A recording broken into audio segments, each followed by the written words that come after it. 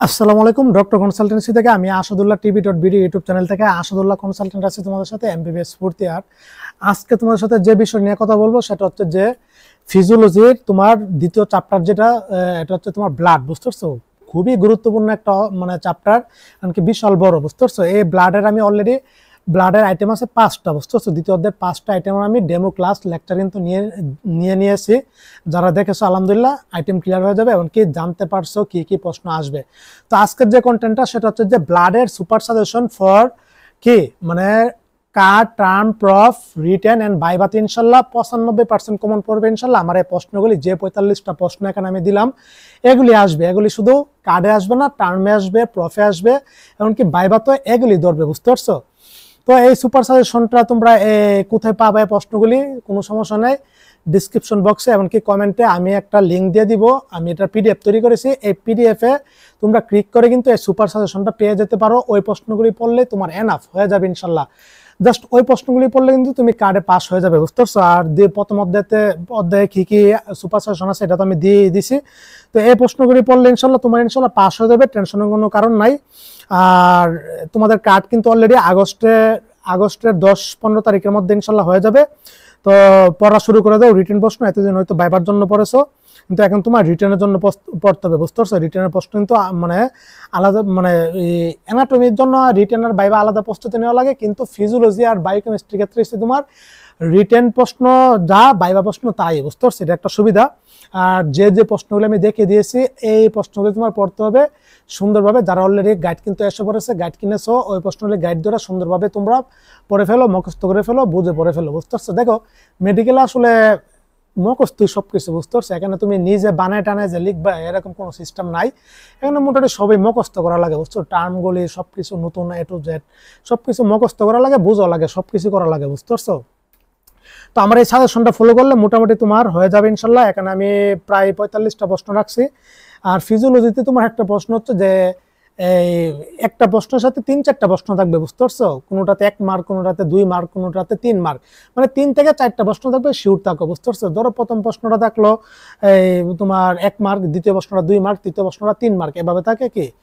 অথবা প্রথম প্রশ্নটা 1 মার্ক, পরে দ্বিতীয়টা 2 মার্ক, তৃতীয়টাও 2 মার্ক, এভাবে 1 নাম্বার দিয়া 1 নম্বরে এই 3টা প্রশ্ন থাকবে, 2 নম্বরে আবার এই 3-4টা প্রশ্ন, এভাবে থাকে। বুঝতে পারছো?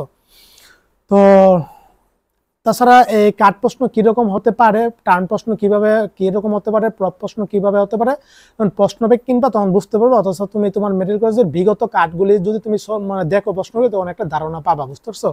কাট পরীক্ষা আসলে কিছুই না, এটা একদম ইজি। 50 মার্কের একটা পরীক্ষা হবে। এটাতে আমরে কোনো ইয়া নাই, প্যারা নেওয়ার কারণ নাই। সাপ্লি অথবা ফেল অথবা এলিজিবল এখানে হলেও না হলো না, এটা কোনো ইফেক্ট পড়বে না। মূলত টার্মটাই মেন। আর এই প্রশ্নগুলি কিন্তু সবকিছুর জন্য, শুধু কার্ডের জন্য না, কার্ড টার্ম প্রফ এমনকি তোমার একবার পড়লে তোমার সবকিছু এনাফ হয়ে যাচ্ছে। একদম তোমার 1.5 বছরের জন্য ফার্স্ট প্রফের জন্য পড়া হয়ে যাচ্ছে। বুঝতে পারছো? তো প্রথম অধ্যায়ের সাজেশন দিয়ে দিলাম ফিজিওলজি, আর আজকে দ্বিতীয় অধ্যায়ে ব্লাডের সাজেশন দিয়ে দিলাম। অলরেডি দ্বিতীয় ফিজিওলজির কার্ড আমার শেষ। বুঝতে পারছো?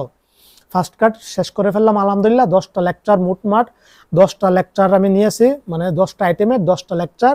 প্রথম অধ্যায়ের 5টা, দ্বিতীয় অধ্যায়ের 5টা। তো এগুলি আসবে, এগুলি দেখবা যে এগুলি ধরতেছে। বুঝতে পারছো? এর বাইরে কোনো কিছু ধরবে না। আর বায়োকেমিস্ট্রি প্রথম অধ্যায় শেষ করেছি, দ্বিতীয় অধ্যায় আমি ধরবো বায়োফিজিক্স, বায়োমলিকিউলস। তো ওই অধ্যায়টা আমি শুরু করে দিব আইটেম, ওইটাতে মোটামুটি 5টা মতো আইটেম আছে। আর অ্যানাটমি তো আমি বুনসের মোটামুটি সবগুলো আইটেম নিয়েছি, থোরাক্সের, বিসারার ডেমো ভিডিওগুলি আমি দিতে পারতেছে না ব্যস্ততার জন্য।